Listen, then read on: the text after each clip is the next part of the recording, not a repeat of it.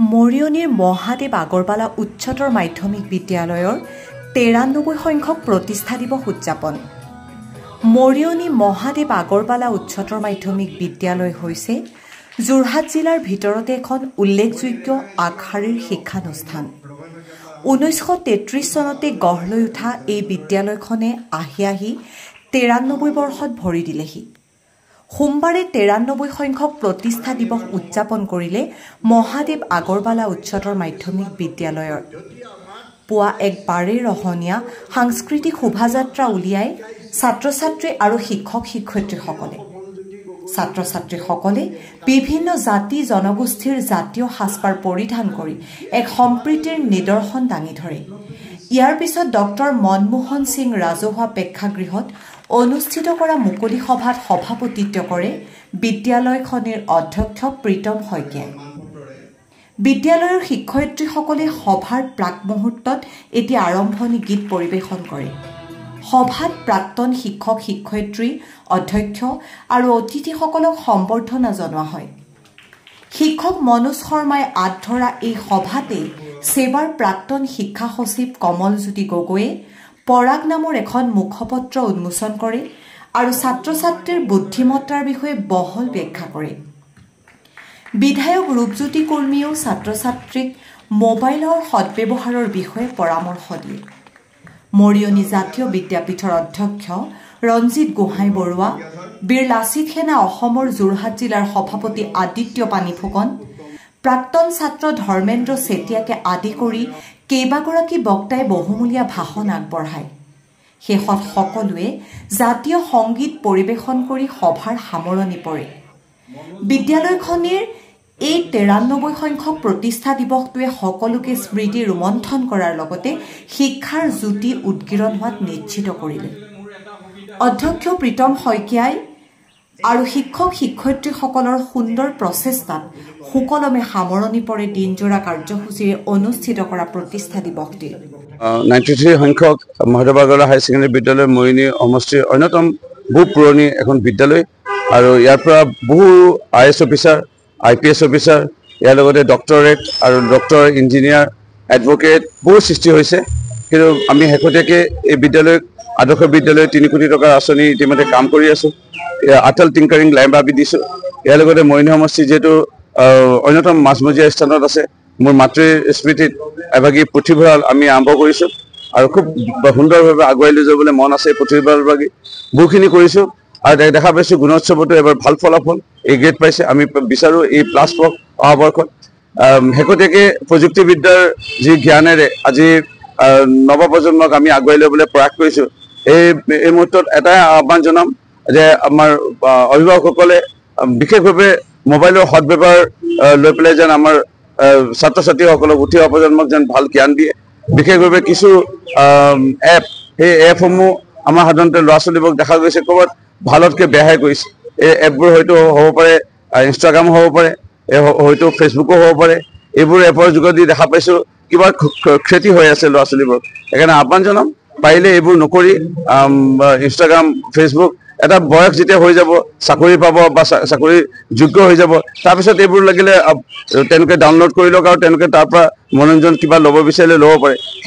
সদ্যহতে পঢ়া সময়কণত বা যেতিয়ালৈকে চাকৰি নোপোৱালৈকে এইবোৰত ব্যস্ততা থাকি পেলাই সময় নষ্ট কৰাতকৈ অপচয় কৰাতকৈ তেওঁলোকে বিশেষভাৱে যিসমূহ পাঠ্যক্ৰম হয়তো মোবাইলৰ যোগেদি তেওঁলোকে লাভ কৰিব পাৰে সেইসমূহ তেওঁলোকে ডাউনলোড কৰি তাত অকণমান বেছি অধ্যয়ন কৰিবলৈ আহ্বান জনাইছোঁ। এতিয়াই মোৰ বিশেষভাৱে আহ্বান থাকিল ভৱিষ্যত প্ৰজন্মৰ ছাত্ৰ ছাত্ৰীলৈ।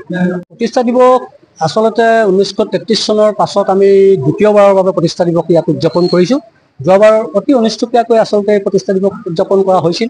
এই বছৰ আমি তাতকৈ অকণমান বেছিকৈ কৰি ৰাইজক আচলতে এটা প্ৰচাৰ কৰাৰ ব্যৱস্থা কৰিছোঁ, যাতে এই বিদ্যালয়খনৰ ইতিহাস, এই বিদ্যালয়খনৰ ঐতিহ্য, এই কথাবিলাক মানুহে জানিব পাৰে। আৰু প্ৰতিষ্ঠা দিৱসৰ যোগেদি আমি ছাত্ৰ ছাত্ৰীসকলকো আমাৰ ইতিহাসবিলাক, স্কুলখনৰ ইতিহাস জনাব বিচাৰিছোঁ। কাৰণ ১৯৩৩ চনত তেতিয়াৰ দিনত কিছুমান ব্যক্তিৰ সচল চিন্তাধাৰাৰ ফলস্বৰূপেই এই বিদ্যালয় প্ৰতিষ্ঠা হৈছিল। আৰু তেতিয়াতো শিক্ষাৰ প্ৰাক স্বাধীনতা কালৰ সময় ১৯৩৩ চন শিক্ষাৰ ইমান প্ৰসাৰ ভাৰতবৰ্ষতে হোৱা নাছিল। তুলনামূলকভাৱে আজিৰ তুলনাত তেতিয়া শিক্ষাৰ হাৰো বহুত কম আছিল। কিন্তু তেনে সময়ত প্ৰতিষ্ঠা হোৱা এই বিদ্যালয়খনে আজিৰ পৰ্যায়ত আহি এক সম্পূৰ্ণ পৰ্যায়ৰ এখন বিদ্যালয়ৰূপে পৰিগণিত হৈছে আৰু এই ক্ষেত্ৰত স্থানীয় ৰাইজ, অভিভাৱক, অভিভাৱিকা, আমাৰ চৰকাৰৰ শিক্ষা বিষয়া এইসকলে আমাক যথেষ্টখিনি সহায় কৰিছে আৰু আমি ভাবিছোঁ অনাগত দিনত বিদ্যালয়খনে অধিক উন্নতৰ পৰা উন্নতৰ শিক্ষা প্ৰদান কৰিবলৈ সক্ষম হ'ব আৰু সেইবাবে আচলতে এই প্ৰতিষ্ঠা দিৱসৰ নিচিনা অনুষ্ঠানবিলাক আমি পাতিবলৈ চেষ্টা কৰিম। পৰাগ হ'ল এখনি মুখপত্ৰ মহাদেৱ আগৰৱালা উচ্চতৰ মাধ্যমিক বিদ্যালয়ত আৰু প্ৰতিষ্ঠা দিৱসত বিদ্যালয়ৰ গুণ গৰিমা ইয়াৰ ইতিহাস সকলো সন্নিৱিষ্ট কৰি এখনি পৰাগ নামৰ মুখপত্ৰ আজি প্ৰকাশ পাইছে। ইয়াৰ দ্বাৰা বহুখিনি কথা প্ৰকাশ পায়।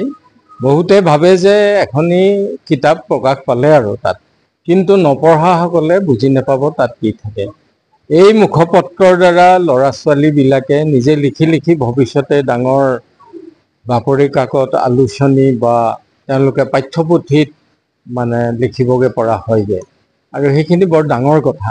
স্কুলত এনেধৰণৰ স্মৃতিগ্ৰন্থ বা মুখপত্ৰত লিখিলে শিক্ষকসকলে শুধৰাই দিয়ে, পিছলৈ বিভিন্ন ক্ৰিয়েটিভ ৰাইটাৰ হ'বৰ কাৰণে এই মুখপত্ৰই যথেষ্ট অৰিহণা যোগায়।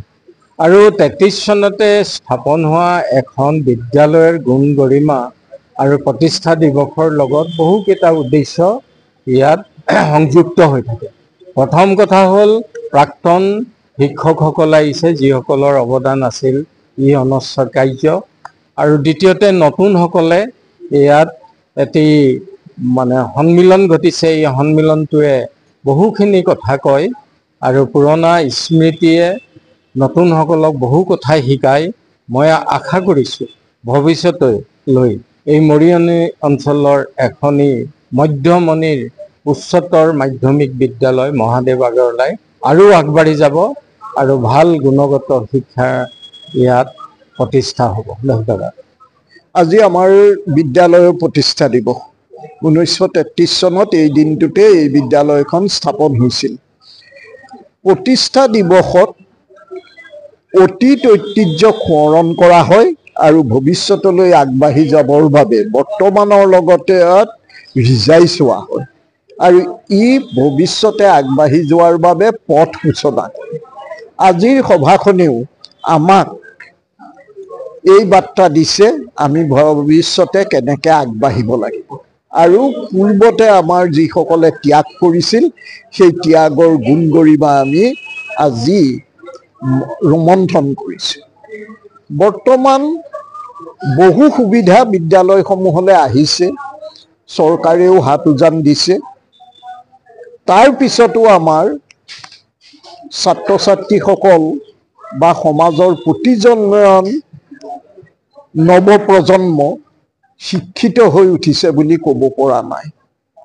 ইয়াৰ কাৰণো নিৰ্ধাৰণ হ'ব এই ধৰণৰ সভা সমিতিবিলাকৰ যোগেদি।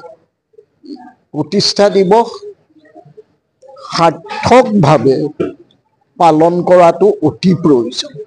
আমাৰ ভৱিষ্যতৰ বাবে, আমাৰ গৌৰৱ উজ্জ্বল ভৱিষ্যতৰ বাবে। মই এইটোৱেই প্ৰতিষ্ঠা দিৱসৰ যোগেদি আশা কৰোঁ আৰু ৰাইজেও আশা কৰে বুলি ভাবিব পাৰি। চৰকাৰৰ ফালৰ পৰা মই ইতিমধ্যে ক'লোঁ বহুত সুবিধা আমাক দিছে আৰু আগৰ তুলনাততো আকাশ পাতাল পাৰ্থক্য উন্নতিৰ ক্ষেত্ৰত। সম্পূৰ্ণ উন্নতি হোৱা নাই, কিন্তু আকাশ পাতাল পাৰ্থক্য ইমানেই উন্নতি হৈছে। কিন্তু ইয়াৰ পিছতো আপুনি কোৱাৰ দৰে কিছু সংখ্যক ছাত্ৰ ছাত্ৰী এতিয়াও পিছ পৰি আছে বা আশানুৰূপভাৱে শিক্ষা সম্প্ৰসাৰণ হোৱা নাই। এই শিক্ষা সম্প্ৰসাৰণ নোহোৱাটো এখন অকল বিদ্যালয়তে আবদ্ধ থাকিলে নহ'ব, ই সামাজিক বিষয়। আমাৰ অভিভাৱকসকলক আমাৰ গাঁৱে ভূঞে চহৰে নগৰে থকা পিছপৰা সমাজখনক আমি শিক্ষাৰ বাবে সচেতন কৰি তুলিব লাগিব আৰু তেওঁলোকৰ মাজত যিমানেই শিক্ষা সম্পৰ্কে সচেতনতা বৃদ্ধি কৰিব পাৰিম সিমানেই ছাত্ৰ ছাত্ৰীৰ ফলাফল ভাল হ'ব আৰু সমাজখন আগবাঢ়ি যাব। এইখিনিতেই আজি সম্পূৰ্ণ অভিষ্ট সিদ্ধি নোহোৱাৰ কাৰণটো লুকাই আছে। সমাজ সচেতন হ'ব লাগিব, অভিভাৱক সচেতন হ'ব লাগিব তেতিয়াই হ'ব।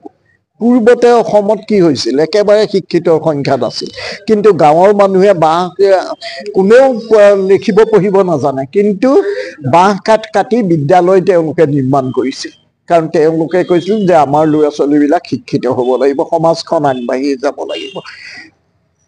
সেইদৰে এতিয়াও আমাৰ পিছপৰা অঞ্চলবিলাকত, বিশেষকৈ আমাৰ আশ পাশত থকা চাহ বাগিচা খোৱাৰ সমাজখনত এই জাগৰণ আনিব পাৰিব লাগিব। তেতিয়াহে আমি প্ৰকৃত উন্নতিৰ পথত আগবাঢ়িব পাৰিম, প্ৰকৃতাৰ্থত শিক্ষাক প্ৰসাৰ ঘটাব পাৰিম। মৰিয়নিৰ পৰা সূৰ্য দাসৰ ৰিপৰ্ট, NE এক্সপ্ৰেছ।